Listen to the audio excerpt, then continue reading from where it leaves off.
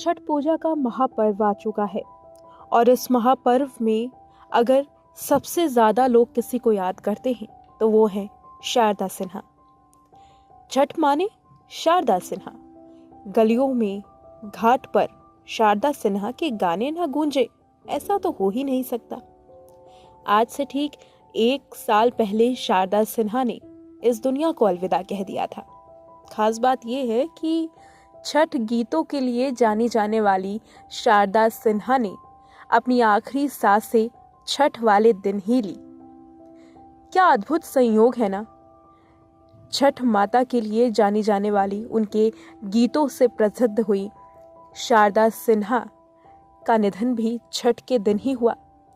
जब एक ओर सूर्य को अर्घ्य दिया जा रहा था तो वहीं दूसरी ओर शारदा सिन्हा अपनी अंतिम सांसें ले रही थी। लेकिन उसमें भी खास बात ये थी कि शारदा सिन्हा ने अपनी अंतिम सांसों में भी छठ मैया के गीतों को अपने होठों पर रखा।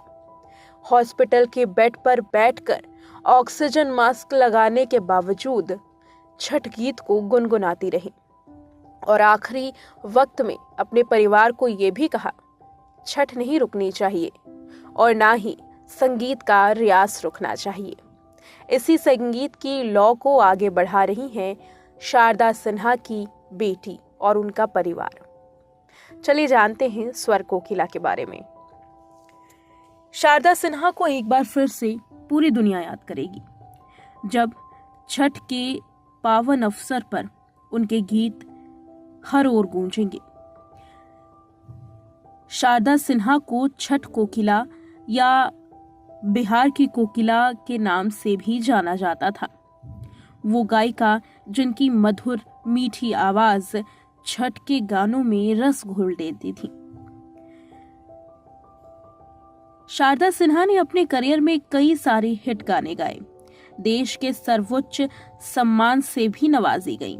ढेर सारे फैंस के बीच में लोक गायकी करके अपनी जगह बनाई।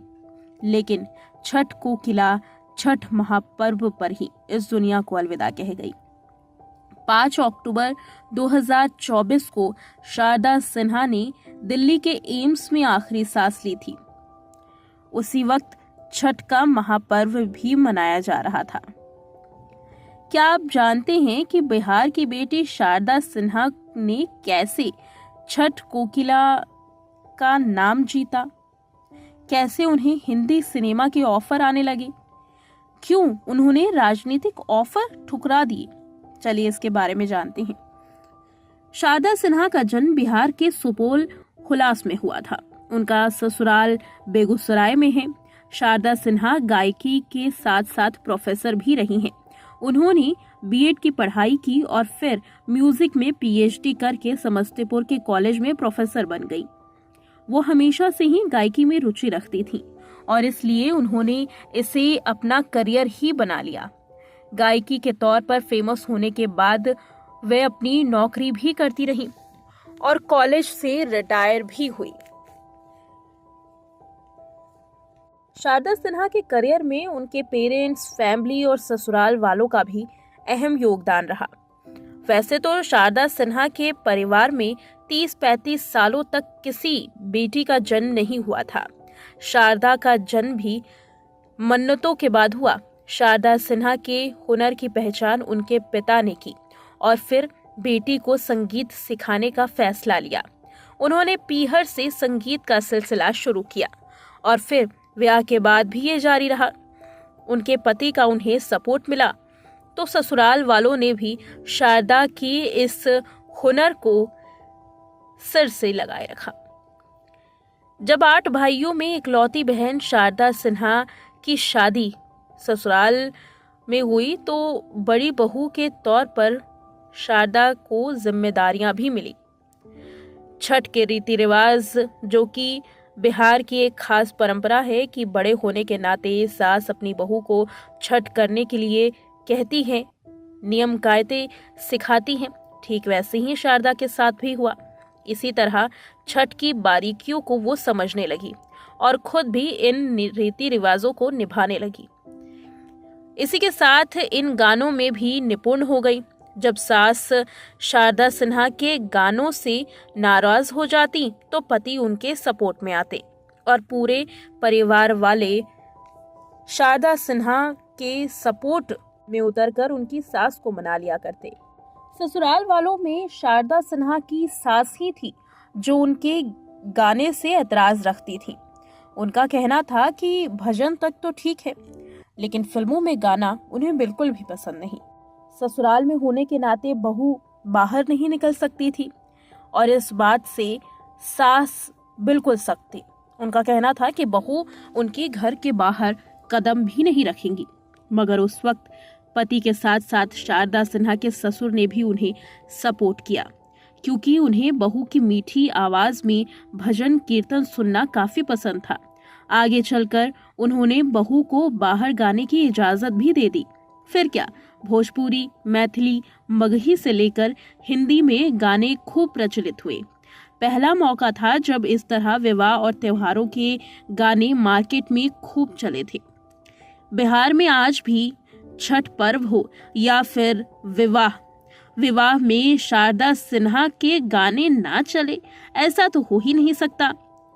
किसी भी विवाह कार्यक्रम में शारदा सिन्हा की आवाज हर बिहारी के घर में जरूर गूंजती है।